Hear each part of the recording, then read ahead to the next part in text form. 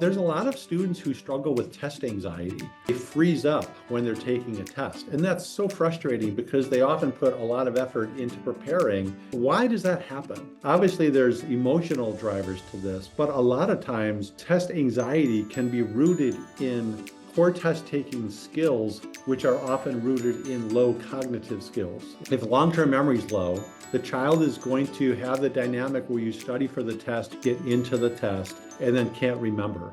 Low or slow processing speed, what's happening is the clock is ticking. They can't get their brain to work fast enough to be able to get through the test. It also can cause kids, for example, to rush through tests. So it's not uncommon for kids with low processing speed to get done with their test way before everybody else. And it's just because they know this has happened in the past, don't want it to happen again. So they basically just rush through everything. And they did poorly on the test, but at least they're not seen as being the last one. The third would be logic and reasoning being low.